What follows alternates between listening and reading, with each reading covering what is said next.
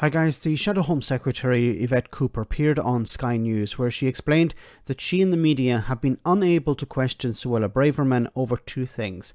First, the security breaches that she's been involved in, but also the incident this weekend at an asylum centre near Dover, where petrol bombs were thrown and one individual lost their life.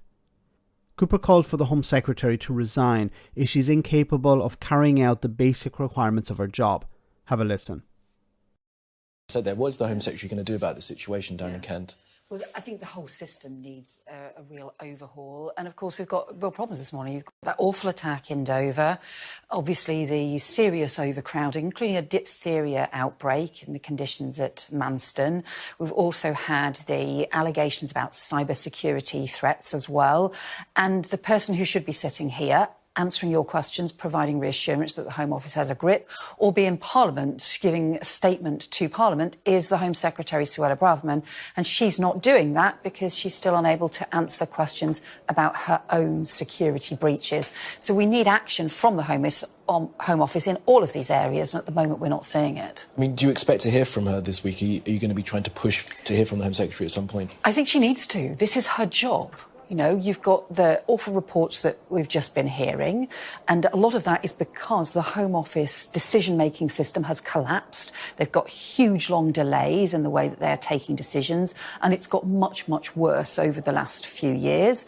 So we need to have answers on that. We need to have also answers on a whole series of other areas, and also to find out from the Home Secretary, well, how many other security breaches has she herself been involved in? It's her job to do this. It's her job. That Rishi Sunak said we should have integrity, professionalism and accountability. We're not getting any of those three things at the moment from the Home Secretary. That's not good enough when such important issues around public safety and national security are at stake. I mean, should she remain in post, do you think? Well, Keir Starmer has already said that Rishi Sunak should replace her. I mean, he reappointed her just 6 days after she had breached the ministerial code without any proper answers. We understand that this was against the advice of the Cabinet Secretary and the Cabinet Office. We think that advice should be provided to the Intelligence and Security Committee for them to be able to scrutinise as well. And there's been allegations about other security breaches she's been involved in. So I think we need to know the answers on those too. Now, I think what's probably going to happen this very soon is that Suella Braverman will resign. I think at the beginning of last week, I was thinking, no, it seems Rishi Sunak is going to hold on to her.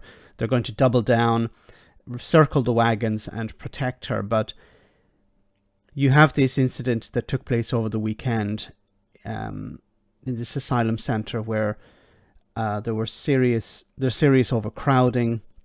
There's tensions with the local community, and where has the Home Secretary been? Well, in hiding, it seems. Maybe it's an extra fridge just for her. She's avoided scrutiny in the House of Commons. She's not appearing in the media. Other ministers are being sent instead. So if she's not able to face the media and she's not able to face Parliament, then what's the point in her remaining in her position? She needs to go.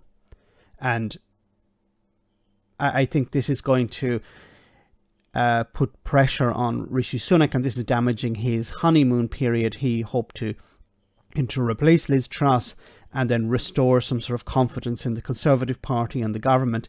And I think he was achieving that to a certain extent. But the reappointment of Suella Braverman was a big mistake. I understand he probably did it to keep the headbangers happy, keep the far right within the Conservative Party happy. But this is the cost of that. Bringing in somebody who you knew was involved in breaches and you know is incapable of answering questions. She should be there on Sky News answering questions as to what happened at the asylum centre and about these security breaches. But the more he protects her, the more he keeps her out of the limelight, the more I think it's going to put pressure on him to do something. So he may eventually sack her, or he may ask her to resign.